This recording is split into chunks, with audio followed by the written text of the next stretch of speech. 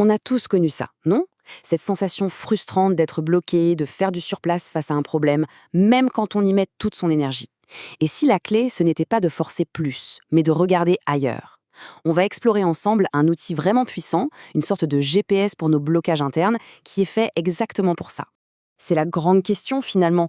On se motive, on tente de nouvelles choses, mais rien n'y fait. Ce sentiment d'être coincé reste. Souvent, la raison est toute simple, on cherche la solution au mauvais endroit. Mais il existe une méthode pour cartographier le problème et surtout pour trouver le bon levier, celui qui va tout changer. Alors, voilà notre programme. On va d'abord découvrir l'outil en question, ensuite on plonge au cœur de son fonctionnement avec ses fameux 6 niveaux, puis, la partie la plus intéressante, comment on s'en sert pour diagnostiquer et résoudre un blocage. On verra aussi l'objectif final, l'alignement, avant de finir sur les précautions à prendre pour bien s'en servir. Allez, on entre dans le vif du sujet. C'est quoi cet outil presque magique qui peut nous éclairer quand on est dans le brouillard? C'est ce qu'on voit tout de suite. Et le voici, la pyramide de Diels. Franchement, il ne faut pas voir ça comme une théorie compliquée et abstraite. Imaginez plutôt un GPS. Un GPS pour notre monde intérieur. Sa seule fonction, c'est de nous aider à cartographier un problème pour le résoudre une bonne fois pour toutes, de manière durable. C'est une vision claire, structurée, des racines d'un blocage. Et attention, ça ne sort pas de nulle part, hein. Il y a du solide derrière. Tout commence avec les recherches d'un anthropologue, Gregory Bateson, dans les années 70. Et c'est dans les années 80 qu'un expert en PNL, Robert Diels, a eu cette idée géniale de transformer ses travaux en une pyramide. C'est un modèle qui a fait ses preuves, un vrai classique du coaching. Bon, maintenant qu'on sait d'où ça vient, voyons comment ça marche. On va plonger au cœur du réacteur pour comprendre la structure de cette pyramide. Ok, imaginez un immeuble de 6 étages. C'est exactement ça. On part du plus visible pour monter vers le plus profond. Tout en bas, au rez-de-chaussée, c'est l'environnement, le où et le quand. Juste au-dessus, les comportements, le quoi, ce qu'on fait concrètement. Ensuite, les capacités, le comment, notre savoir-faire. Et là, on monte d'un cran, les croyances et valeurs, le pourquoi.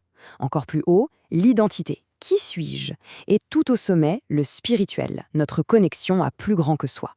Et là, attention, voici le point crucial. La règle d'or, le secret de tout le système. Chaque étage influence et pilote tous les étages du dessous. En d'autres mots, si on change quelque chose au niveau de l'identité, ça va créer un effet domino vers le bas et transformer les croyances, les capacités et même les comportements. C'est ça la clé d'un changement qui dure. Juste avant de voir comment on applique ça concrètement, si à ce stade ça commence déjà à faire écho, si on se dit que ça pourrait aider à y voir plus clair, on a préparé un petit quelque chose. C'est un guide pratique, un PDF entièrement gratuit à télécharger pour commencer à travailler sur ses propres blocages. Allez, à cette théorie, passons à la pratique. Concrètement, comment est-ce qu'on se sert de cette pyramide pour dénouer une situation? Alors, le processus, il est super simple. Vraiment, ça se fait en 2 temps. D'abord, on fait le diagnostic. On remonte la pyramide, étage par étage, pour localiser la source du problème. Et ensuite, pour la solution, on applique la règle magique. Retenez bien ça, la règle N+1. Elle dit que la solution se trouve toujours au niveau juste au-dessus de celui du problème. C'est ça, le fameux levier. Prenons un exemple très parlant, la peur de parler en public. On remonte la pyramide ensemble. L'environnement, ce sont les réunions avec les chefs. Le comportement, la personne bafouille, évite de parler. Les capacités, elle sent qu'il lui manque une méthode. Mais attention, on approche du cœur du problème. La croyance, mes idées ne valent rien. Et cette croyance est soudée à une identité de personne timide. On voit bien que le blocage n'est pas juste une question de technique.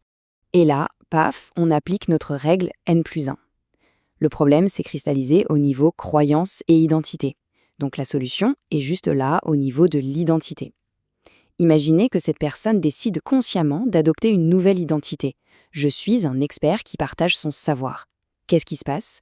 La croyance « mes idées ne valent rien » ne tient plus. Et comme un jeu de dominos, ça va l'inciter à trouver des méthodes et son comportement en réunion va se transformer naturellement et durablement. Ce qui est fascinant, c'est qu'on ne fait pas que réparer un problème, on fait bien plus que ça. On vise un état beaucoup plus puissant, la cohérence, ce qu'on appelle l'alignement personnel. Et là, attention, tenez-vous bien parce que le chiffre qui suit est assez dingue. D'après plusieurs études, 78% de nos blocages personnels viendraient d'un désalignement entre nos actions, nos croyances et notre identité. C'est juste énorme. Alors, c'est quoi exactement l'alignement?